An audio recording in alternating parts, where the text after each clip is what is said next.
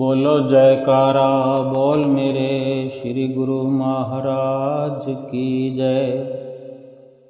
सभी गुरुमुख प्रेमियों से सप्रेम जय सच्चिदानंद। संतों, महापुरुषों और आम दुनियादार के विचारों में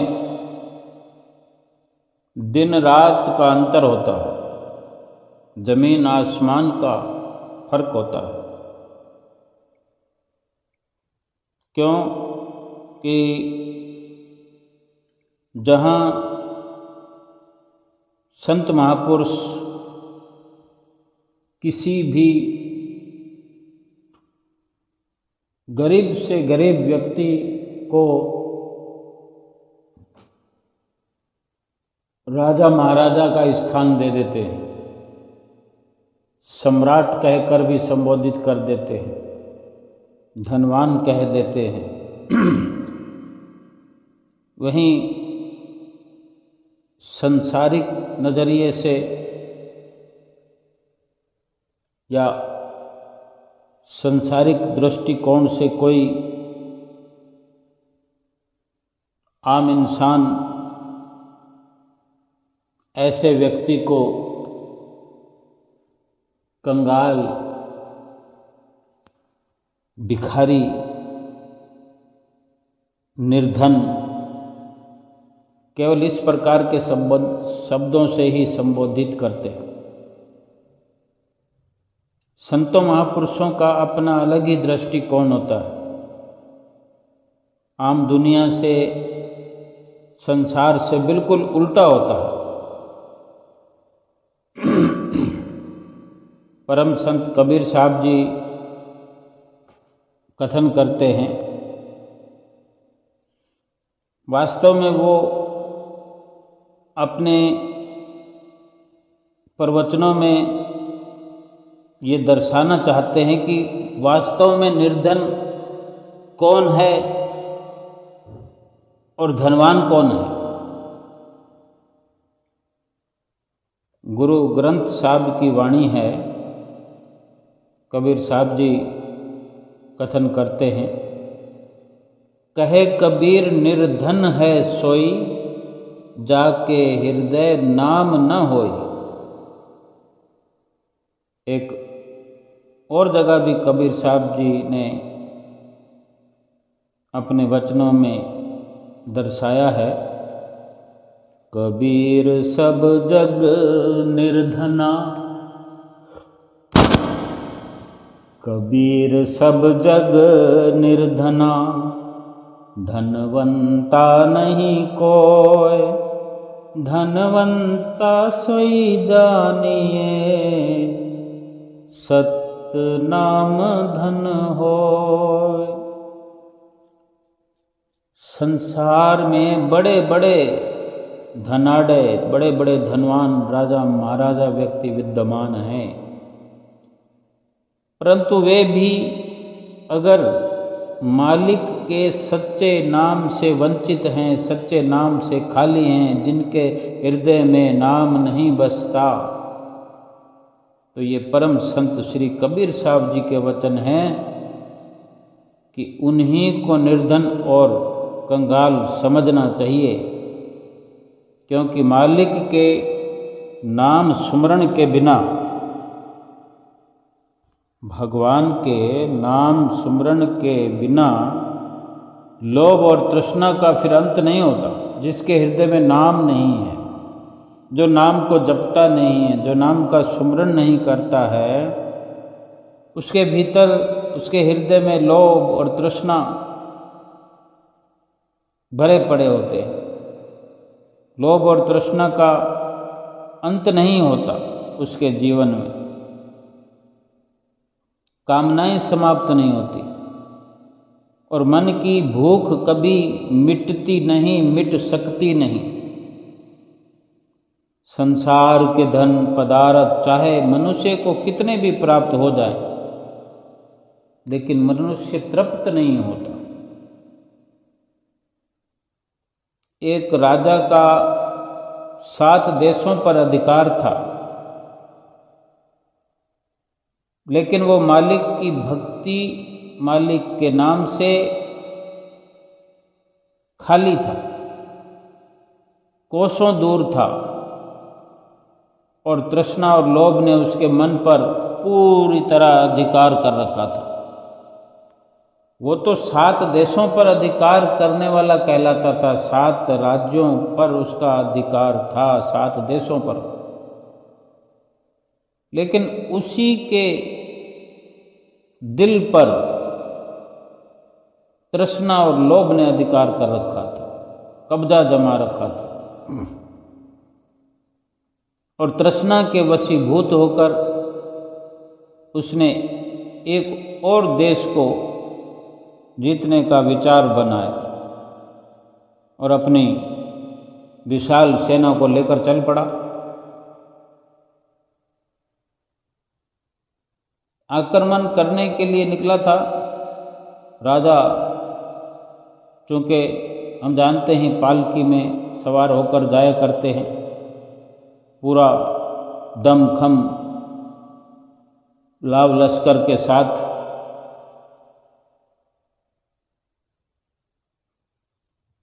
तो बीचों बीच राजा की पालकी होती और बाकी चारों तरफ लाव लश्कर सैनिक वगैरह उसके चलते हैं। तो रास्ते में एक महात्मा जी की झोंपड़ी थी। उन महात्मा जी को क्या कि एक दिन कहीं चलते चलते अचानक एक जगह पर सोने की अशर्फी मिली थी। उस अशर्फी को उन्होंने उठा लिया, ये सोचकर अपने पास रख लिया कि कभी कोई ऐसा व्यक्ति मिलेगा जिसको इस अशर्फी की अत्यधिक आवश्यकता होगी तो उसे हम दे देंगे। और ये सच ही तो है। शेख शादी साहब जी का कथन है एक जगह, नीम नाने गर खुरद मर्दे खुदा, बदले दरवेशां कुनद नीमे दिगर, हफ्त अकलीम अर बिगिरद पादशाह, हम चुना दर फिक्र अकलीमे दिगर। फरमाते हैं कि एक भजन अभ्यासी और साधु पुरुष का ये स्वभाव होता है कि उसे यदि कहीं से एक रोटी मिल जाए तो वो आधी स्वयं खाता है और आधी दूसरे को दे देता है। मतलब ये हुआ कि जो संतोषी जीव होते हैं, जो साधु पुरुष होते हैं, वास्तव में जिनका मन सधा हुआ होता है, जिनने अपना मन साध लिया होता है, वही साधु होते हैं। और ऐसे साधु जीवन संतोष का व्यतीत करते हैं और संतोष रूपी जीवन व्यतीत करते हुए अपने मालिक इष्ट देव के सुमरन ध्यान में लीन रहते हैं। और इसके उल्ट जो तृष्णालु होते हैं, तृष्णा वाले व्यक्ति, जिनकी तृष्णा भड़कती रहती है कि ये भी पालूं ये भी पालूं, ऐसे तृष्णालु उनकी ये दशा होती है, ये स्वभाव होता है कि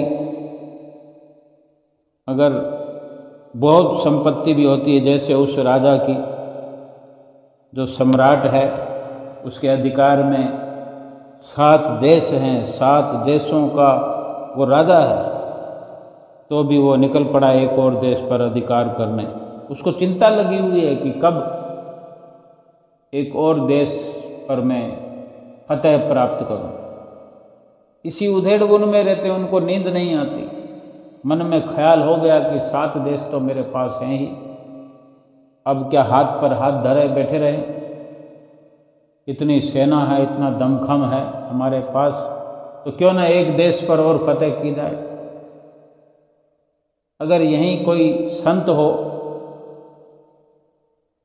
साधु पुरुष हो, महापुरुष हो, उसके अधिकार में ये सब हो, तो कितनी वो भलाई के कार्य खोल देंगे, भलाई के अवसर खोल देंगे। जन जन का कल्याण वो अपनी इस संपत्ति से करेंगे। उनके अधिकार क्षेत्र में जो इतना लाभ लश्कर है, उनको सबको ऐसे ऐसे कार्यों में लगाएंगे जिनसे भलाई का कार्य हो। लेकिन ऐसे तृष्णालु इंसान 7 देशों पर अधिकार होते हुए भी अपनी सेना को एक और देश जीतने के लिए इस्तेमाल करने के लिए निकल पड़ते हैं और इसी चिंता में लगे रहते हैं। ना रात को नींद आती है, ना दिन को चैन होता है उनको। तो जो वहाँ से निकल रहे थे और महात्मा जी को जिनकी झोंपड़ी थी, रास्ते में पता चला कि फला अमुक राजा जो है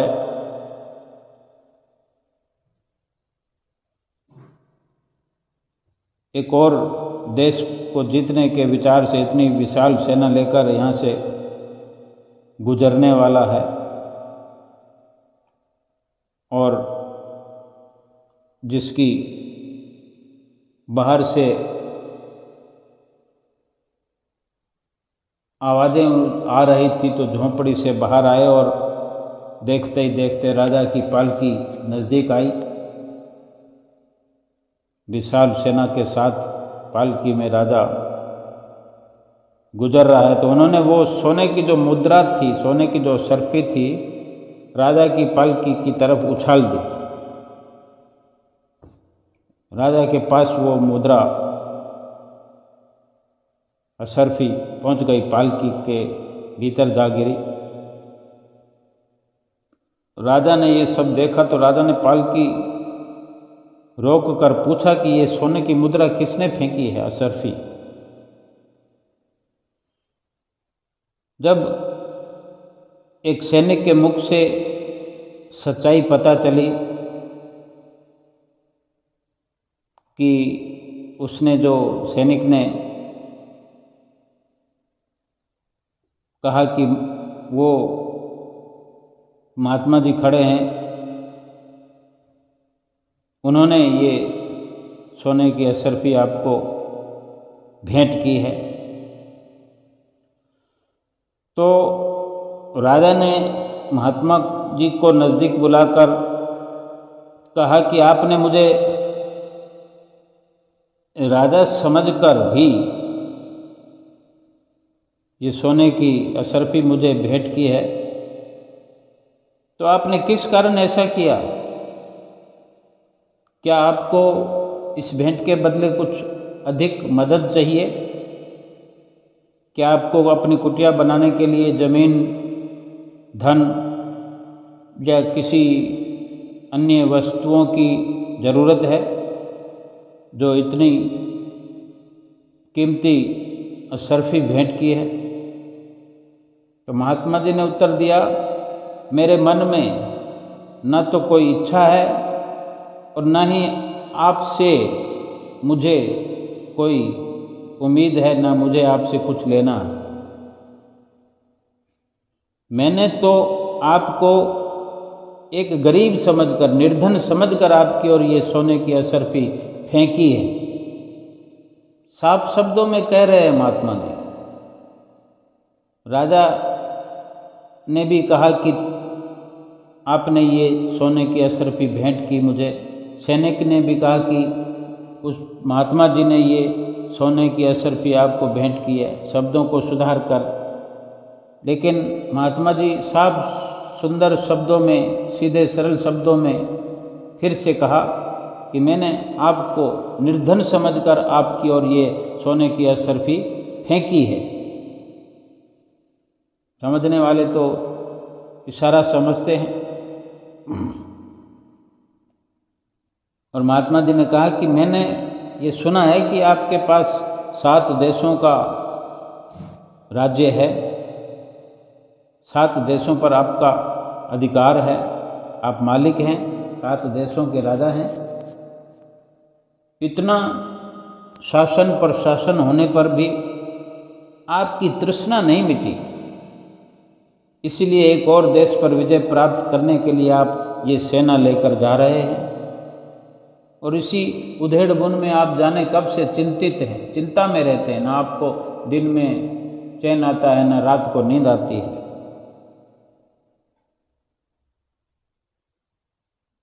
ये सारी महात्मा जी की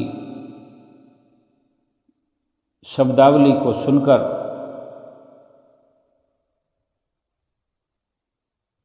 अपने अहंकार के नशे में जो चूर था,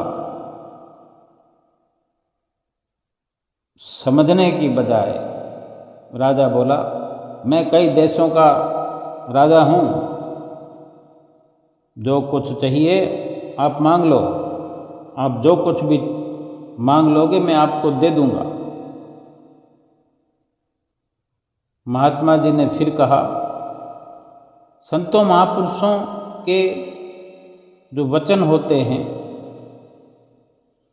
वो बड़े गहरे राज से संपूर्ण होते हैं, भरपूर होते हैं, जो समझते समझते समझ आती है। महात्मा जी ने फिर से कहा, राजन, यदि आप देना ही चाहते हैं तो मुझे ऐसा जीवन दे दो जिससे मृत्यु का और ऐसा आनंद मिल जाए कि फिर शोक का भय ही ना हो, किसी प्रकार का दुख का डर ही ना रहे। ऐसा जीवन आप मुझे दे दो कि फिर ना तो मृत्यु का डर रहे, ना किसी दुख का भय रहे। महात्मा जी के वचन सुनकर राजा फिर कुछ देर तक मौन रहा, फिर शर्म से सिर झुकाकर बोला, महात्मन महाराज, ऐसी दुर्लभ वस्तुओं का राजाओं महाराजाओं के पास से प्राप्त होना तो नामुमकिन है। यदि आपके पास हो तो कृपा करके मुझे बख्शिश करें। महात्मा जी ने अति प्रसन्न होकर कहा कि ऐसे अनमोल रत्न मुझे अपने गुरुदेव से प्राप्त हुए हैं। हमारे पास ये है, ये वरदान है, ये अनमोल रत्न हैं, हमारे गुरुदेव से हमें प्राप्त हुए हैं।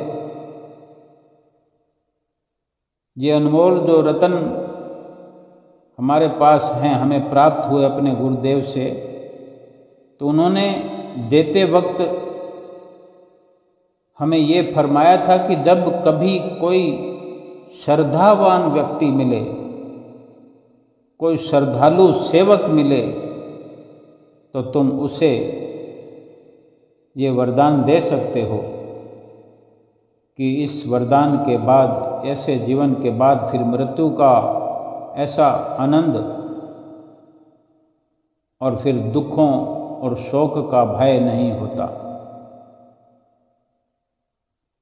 कितनी गहराई है कि ऐसा वरदान कि मृत्यु में भी आनंद मिले।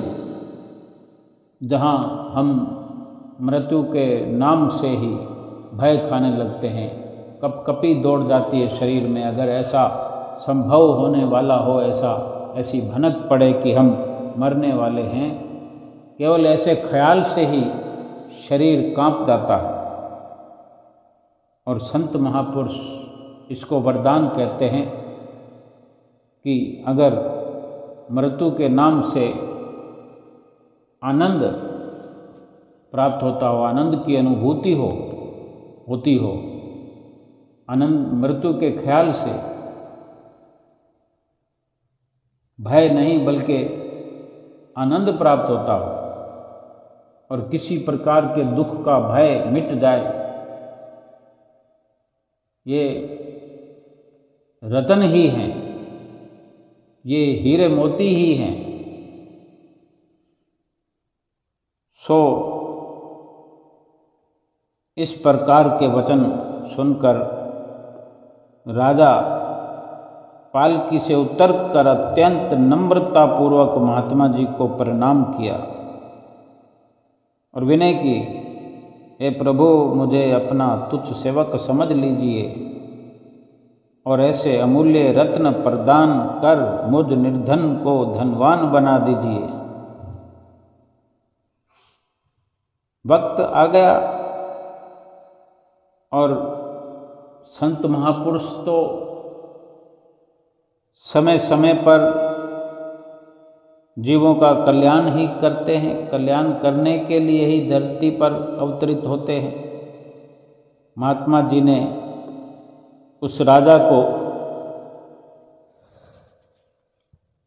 अधिकारी समझकर उसे नाम का उपदेश दिया और फरमाया कि तुम्हारे अंदर जो तृष्णा की ज्वाला भड़क रही है वो मालिक के नाम का निरंतर अभ्यास करने से शांत हो जाएगी और तब तुम्हें वो जीवन मिलेगा जिसे मृत्यु का और वो आनंद प्राप्त होगा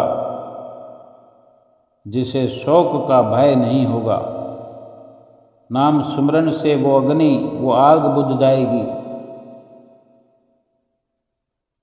श्री गुरु ग्रंथ साहब जी में भी वचन है, सत्पुरुषों के उपदेश हैं कि प्रभ के सिमरन तृष्णा बूझे। मालिक की भक्ति और नाम सुमरन के बिना मनुष्य सदैव अतृप्त बना रहता है, तृप्त नहीं होता मालिक के भजन भक्ति सुमरन के बिना।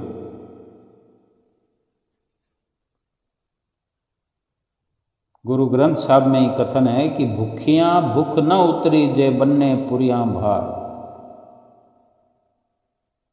यानी चाहे किसी के पास, किसी के सामने धन का अंबार लगा दो, परंतु उसके मन की भूख अर्थात तृष्णा समाप्त नहीं होगी।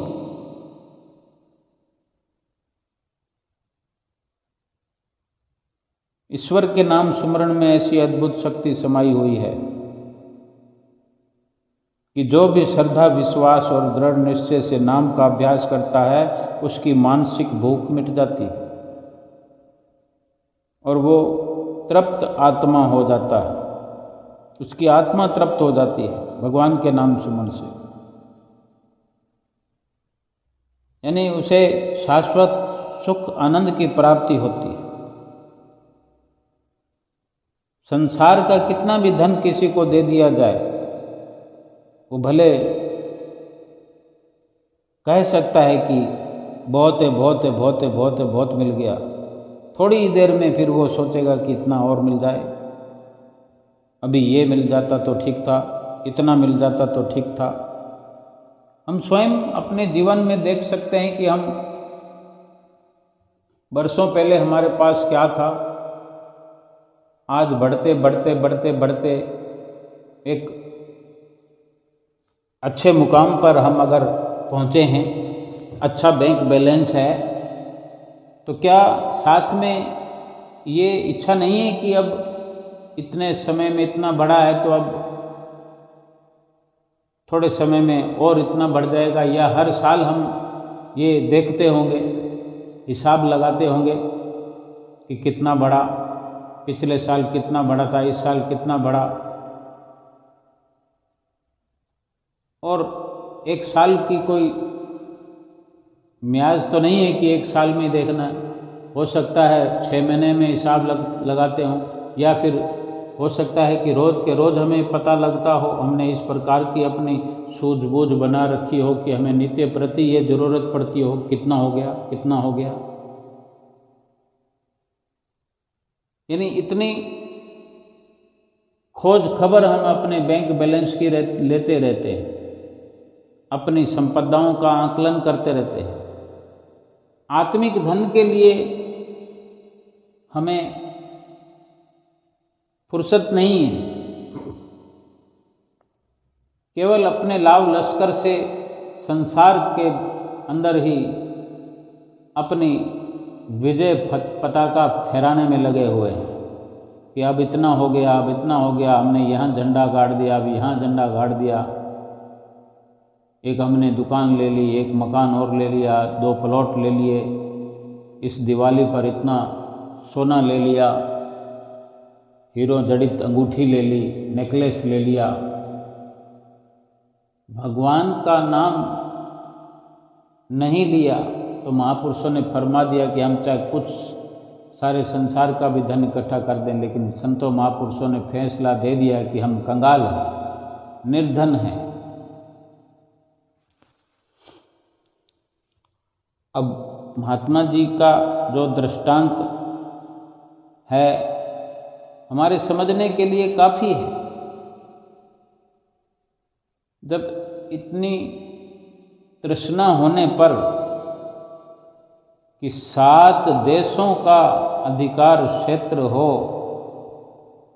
और एक देश और जीतने फतेह करने के लिए चल पड़ा हो, इंसान राजा कहलाता हो, लेकिन महात्मा जी ने तो उसको गरीब से गरीब कंगाल कह दिया कि तुम्हारी तृष्णा खत्म नहीं हुई, तुम्हें गरीब जानकर मैंने तुम्हें अशर्फी दी।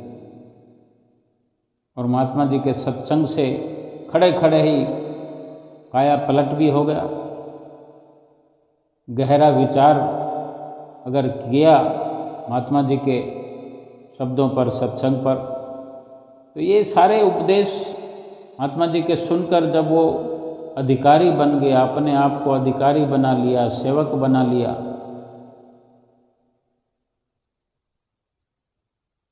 और उसको जो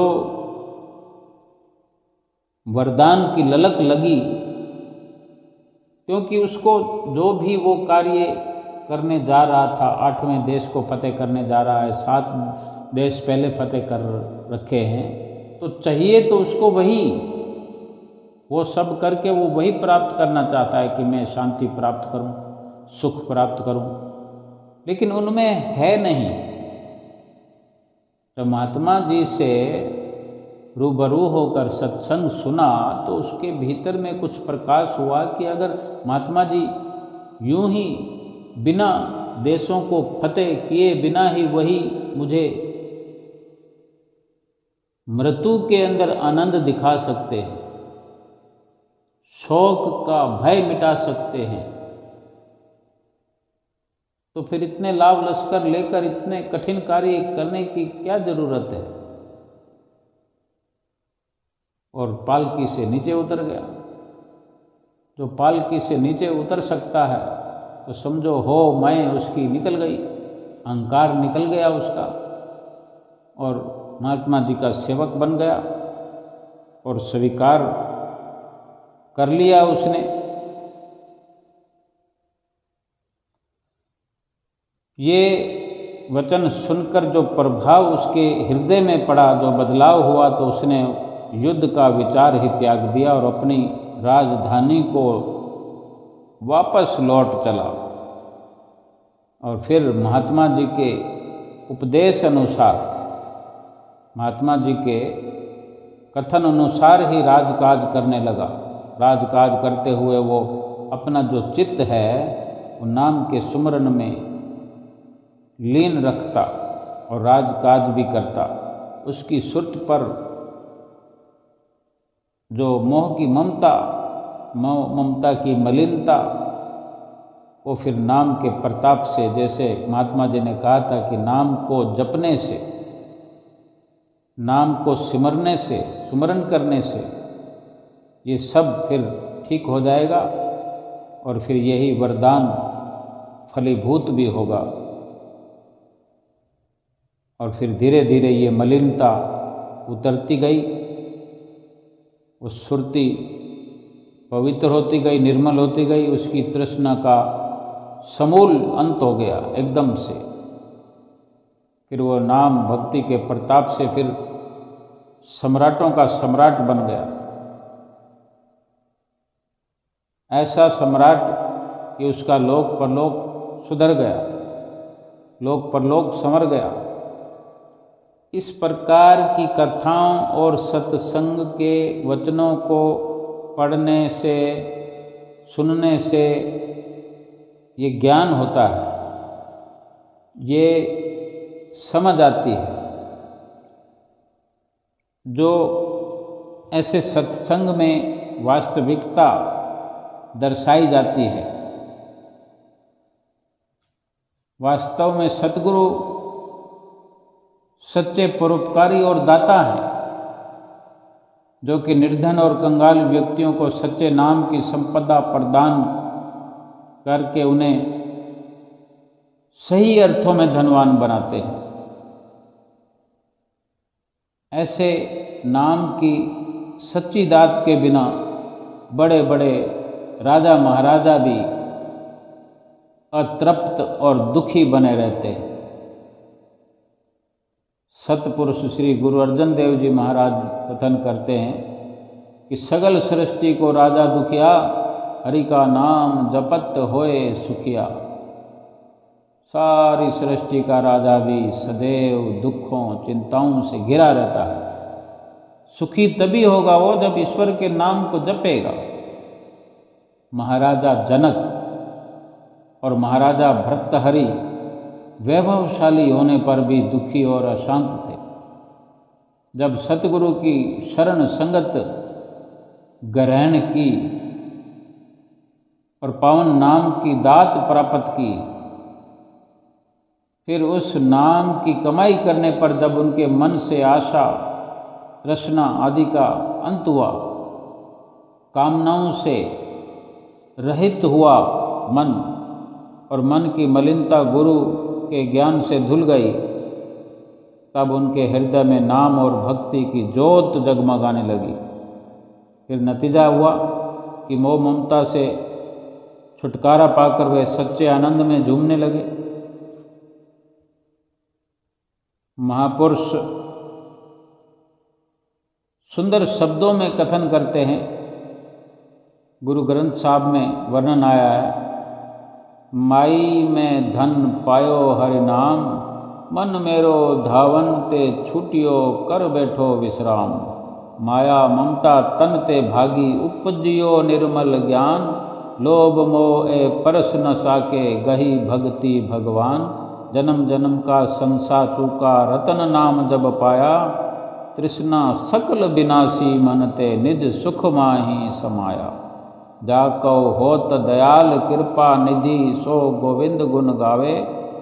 कह नानक ए विधि की संपे, को गुरुमुख पावे।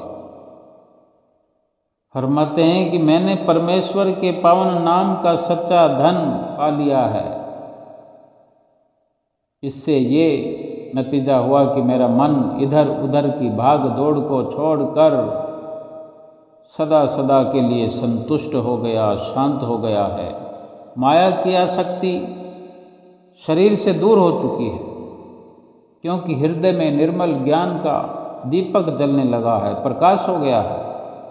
लोभ मोह आदि अब मुझे छू भी नहीं सकते, क्योंकि मैंने भगवान की भक्ति को चित्त में एकदम दृढ़ता से भर लिया है। और जब नाम रूप रतन की प्राप्ति हो गई, जन्मों जन्म के संशय भ्रम दूर हो गए, तृष्णा का अंत हो गया और मन अपने वास्तविक सुख के ठिकाने में जा समाया है, जिस पर कृपा सिंधु श्री सतगुरुदेव जी जहाँ दयाल विराजमान होते हैं, जिस पर दयाल हो जाते हैं, जिस पर दया बरसाने लगते हैं, वही परमेश्वर के गुण अनुवाद गायन करता है। सतपुरुष श्री गुरु तेग बहादुर जी महाराज फरमाते हैं, इस प्रकार की संपदा कोई कोई विरला गुरुमुख ही पाता है अपने सतगुरु से। ये नाम रूपी सच्चे धन का प्रताप है कि उसके प्राप्त हो जाने पर मनुष्य का मन पूर्णतः संतुष्ट और तृप्त हो जाता है। यानी नतीजा ये होता है कि उसे सच्ची शांति प्राप्त होती है, शांत चित्त हो जाता है। अब इसकी विपरीत स्थिति पर विचार करें। क्या कभी हमने किसी ने सुना है कि सांसारिक धन संपदा प्राप्त हो जाने पर किसी के मन की भूख मिट गई हो, मन शांत हो गया हो, तृष्णा का अंत हो गया हो, उसका मन चंचलता त्याग दे, मन भटकना छोड़ दे धन पदार्थ के मिलने से। जैसे जैसे धन बढ़ता जाता है मन एकाग्र होता जाता है। क्या ऐसा सुना? मन और चंचल होता जाता है। मन चंचलता का त्याग नहीं करता, अधिक भटकता है। यदि कोई व्यक्ति ये कहे कि मुझे बहुत सा धन प्राप्त हो गया और उसे पाकर मेरे मन को सदा सदा के लिए विश्राम हो गया है, मन शांत हो गया, मन ने भागना छोड़ दिया, तो उसकी बात को भी ऐसे ही सत्य समझा जाए जैसे कोई कहे कि मैंने आग पर मिट्टी का तेल डाल दिया और आग को शांत कर दिया। ये सत्य नहीं है तो फिर वो भी सत्य नहीं है कि धन पदार्थों के प्राप्त करने पर मन शांत हो जाए। सारी बातों से ये स्पष्ट हो जाता है, महापुरुषों के हर प्रकार के वचनों से स्पष्ट हो जाता है कि नाम धन के प्रताप से ही ऐसे अमूल्य और नित्य पदार्थ अपने अंदर से ही प्रकट होते हैं। महापुरुष कोई थैला भर के, बैग भर के या टैची सूटकेस भर के कुछ भी ऐसे नहीं देते जो अपने भीतर में डालने होते, वो पहले से हमारे भीतर भरे पड़े हैं।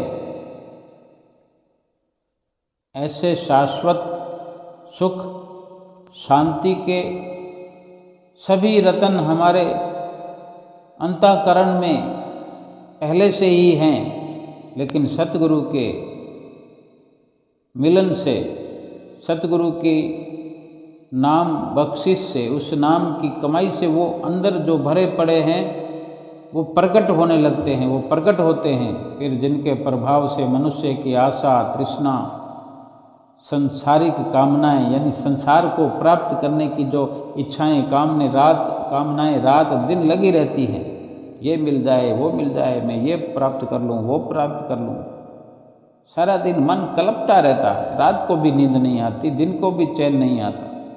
ये सारी फिर कामनाएं समाप्त हो जाती है। जीवन में अवनति और मृत्यु का भय भी फिर समाप्त हो जाता है।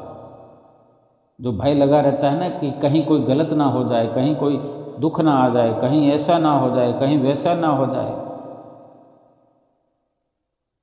ये भय समाप्त हो जाता है। आत्मिक सुख शांति प्राप्त हो जाती है।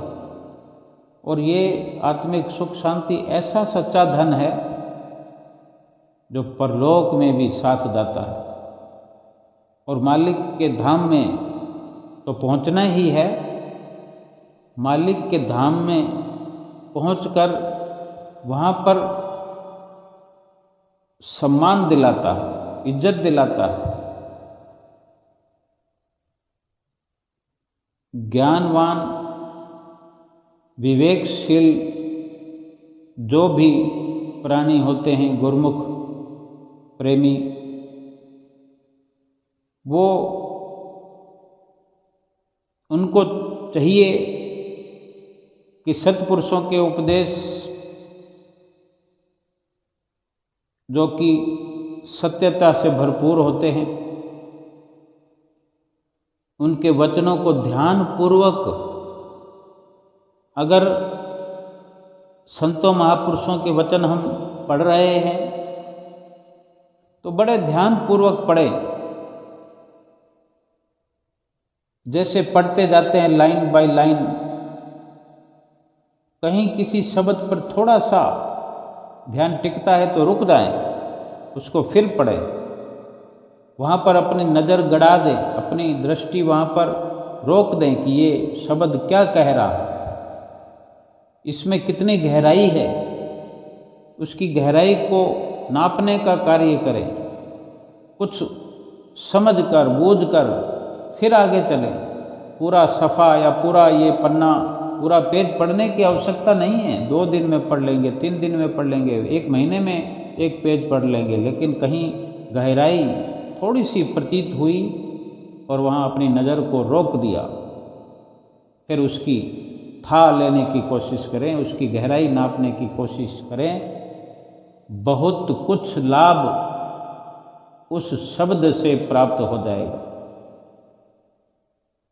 और ऐसे चाहे होड़ लगाकर कितने ही पेज पढ़ डालेंगे हम अपने एक दिन में, एक घंटे में, या जीवन में कई बार ग्रंथ को उलट पुलट कर देंगे। हमने इतनी बार पढ़ लिया जी, हमने ग्रंथ को इतनी बार पढ़ लिया, हमने रामायण को इतनी बार पढ़ लिया, हमने तो कंठस्थ कर लिया। लाभ क्या हुआ?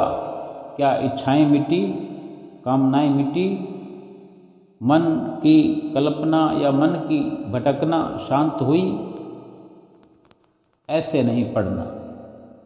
और अगर सुन रहे हैं, कहीं से भी सत्संग सुन रहे हैं, संतों महापुरुषों से, संतों महापुरुषों का वचनबद्ध किया हुआ कानों में सुनाई दे रहा है, किसी भी शब्द पर थोड़ा सा भी ऐसा एहसास होता है कि ये गहरा है, तो तुरंत वहाँ गौर किया जाए, उस आवाज़ को रोक दिया जाए, या फिर उसको दोबारा सुना जाए, फिर बार बार सुना जाए। जितनी बार सुनेंगे उतनी बार अलग से उसका आंसर समझ में आएगा, क्योंकि हर शब्द में गहराई होती है। जितनी बार सुनेंगे, केवल उसको सुनकर खत्म करने की जरूरत नहीं है। जब तक लाभ ना हो तब तक सुनते रहें, अवश्य लाभ होगा। ज्ञानवान कर्तव्य परायण मनुष्य को चाहिए कि सत्पुरुषों के जो उपदेशों से भरे हुए वचन हैं, वो ध्यान पूर्वक पढ़कर सुनकर उन पर फिर अमल भी करें।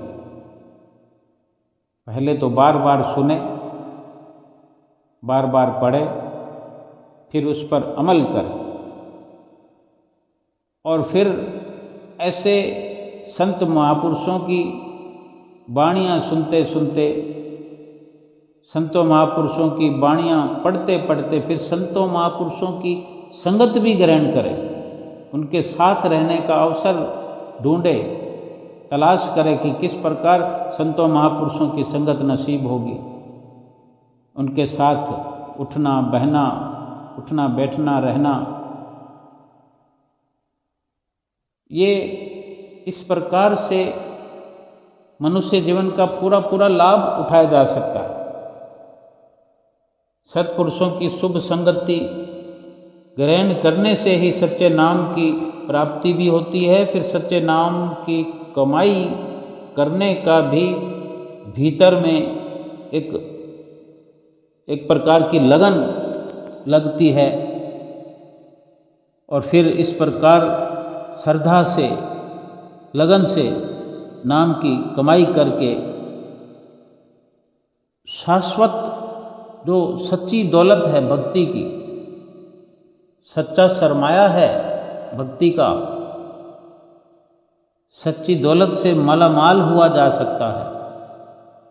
सच्ची संपदा से मालामाल होकर के जीव मालिक के कुल से मिलता है, मालिक के धाम में जाकर पहुंचता है।